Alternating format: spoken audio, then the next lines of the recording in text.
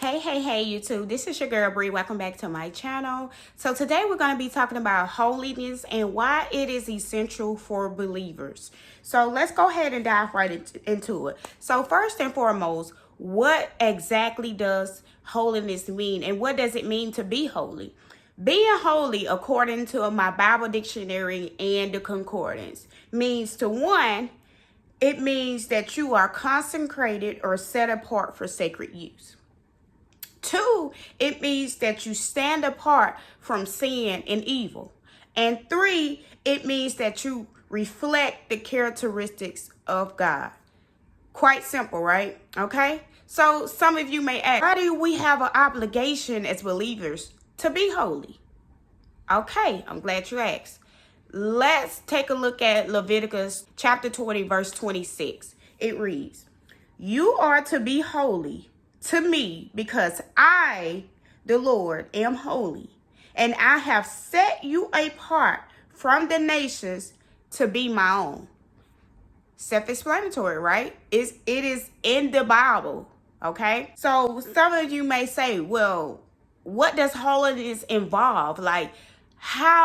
Who makes us holy? How do we become holy? Again, I'm glad you asked. It is the Lord God who makes us holy. Once you become saved, meaning that you have repented and you have accepted Jesus as Lord over your life, that's when you undergo this process. That process look like you understanding that you are set apart, meaning that you can no longer act like the world. You can no longer do the things that the world do. You no longer speak like the world. You no longer dress like the world. You just know that you are different.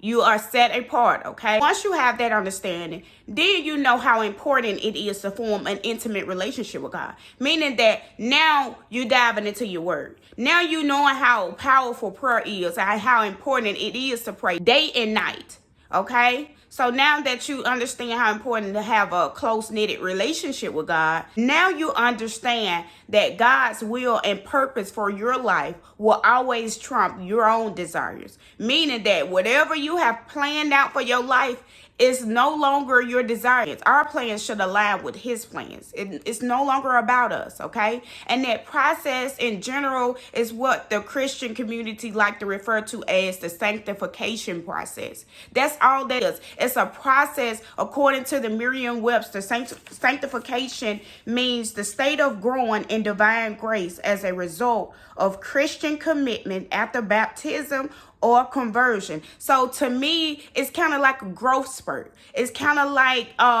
the stages of human development. You know, you start at the prenatal development, and then you go from the prenatal development to the infancy and toddler stage. And then from there, you have the early childhood, the middle childhood, the adolescent, the early adulthood, and so on and so forth, okay? So that's the stages. And sadly enough, a lot of Christians, they get saved and they remain stuck at that little infancy and toddler stage. And it's sad because the reason for that is they refuse to grow. They accept Christ,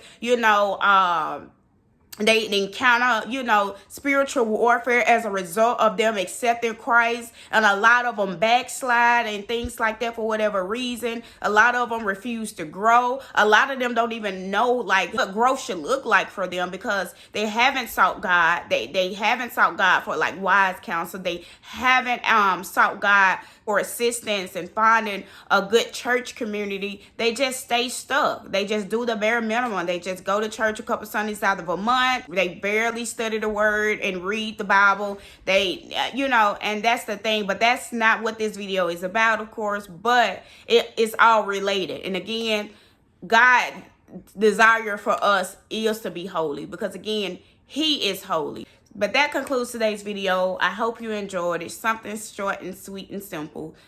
Until next time, stay blessed.